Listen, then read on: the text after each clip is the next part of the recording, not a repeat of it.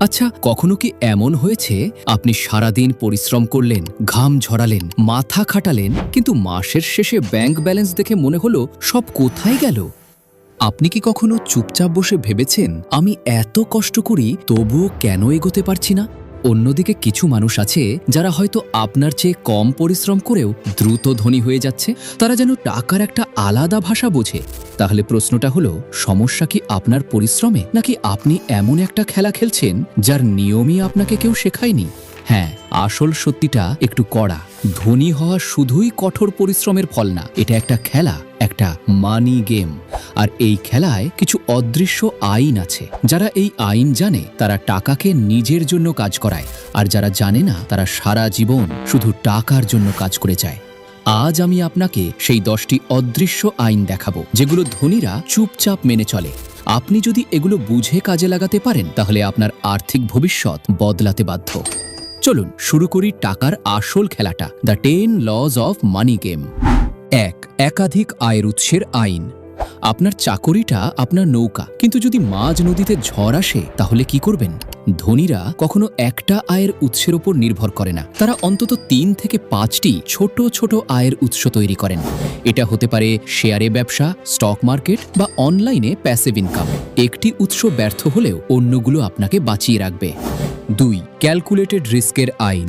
বড় কিছু পেতে হলে বড় ঝুঁকি নিতেই হয়, কিন্তু ধনীরা অন্ধভাবে ঝুঁকি নেয় না। তারা হিসেব করে ঝুঁকি নেয়। তারা সব ডিম এক ঝুড়িতে রাখে না, এমনভাবে বিনিয়োগ করে যেন একটাতে লস হলেও বাকিগুলো সেটা পুষিয়ে দিতে পারে।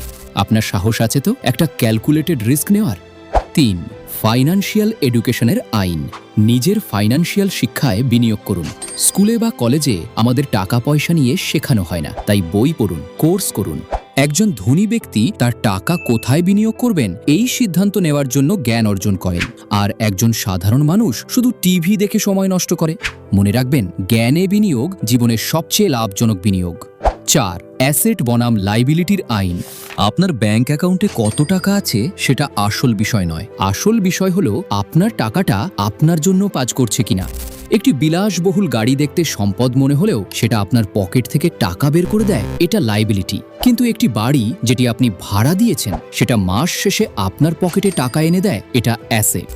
ধনীরা সবসময় ক্যাশ ফ্লো অর্থাৎ নগদ প্রবাহের উপর ফোকাস করে। 5. বাজেটের আইন। আপনি যদি না জানেন আপনার টাকা কোথায় যাচ্ছে, তাহলে আপনি সেটা নিয়ন্ত্রণ করতে পারবেন না। বাজেট কোনো বাধা ধরা হিসেব নয়, এটা আপনার টাকার ওপর আপনার নিয়ন্ত্রণ। আপনার প্রতিটি পয়সার ওপর আপনার নাম লেখা থাকুক, যেন আপনি বুঝতে পারেন কোনটা প্রয়োজন আর কোনটা কেবলই বিলাসিতা। এটা কেবল শৃঙ্খলা নয়, এটা একটা আর্থিক মানসিকতা। 6. দানের আইন। যখন আপনি আপনার আয়ের একটা অংশ, সেটা খুব ছোট হলেও অন্যকে দান করেন, তখন আপনার মস্তিষ্ককে আপনি এই বার্তা দেন, আমার কাছে যথেষ্টের চেয়ে বেশি আছে। এই প্রাচুর্যের মানসিকতা আপনার কাছে আরও বেশি সম্পদ আকর্ষণ করে। 7. মূল্য তৈরির আইন। টাকা কখনোই আপনার সময় বা চেষ্টার জন্য আসে না। টাকা আসে আপনি বাজারে কি মূল্য দিচ্ছেন তার জন্য। সহজভাবে বললে, আপনি যত বেশি মানুষের জীবনের সমস্যার সমাধান করবেন, তত বেশি টাকা আপনার কাছে আসবে।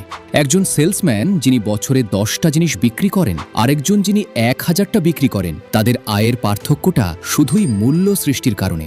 তাই নিজের দক্ষতা এবং মূল্য বানান। 8. কম্পাউন্ডিংয়ের আইন। অ্যালবার্ট আইনস্টাইন কম্পাউন্ডিংকে পৃথিবীর 8ম আশ্চর্য বলেছিলেন।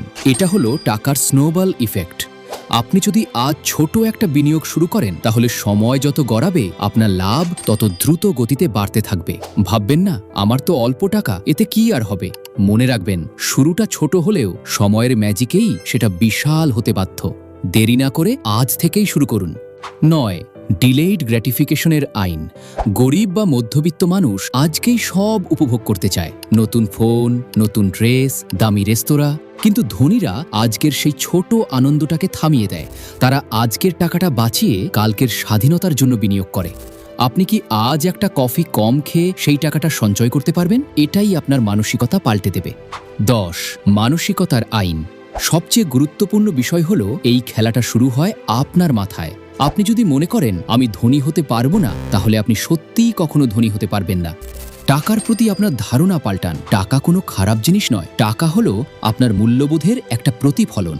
টাকাকে ভালোবাসুন, তাকে সম্মান করুন এবং বিশ্বাস করুন আপনিও ধনী হওয়ার যোগ্য। ধনী হওয়ার এই ছিল সেই 10টি শক্তিশালী আইন যা বিশ্বের সফল মানুষেরা মেনে চলেন। যদি আপনি সত্যিই ধনী হতে চান তাহলে আজ থেকেই মেনে চলুন।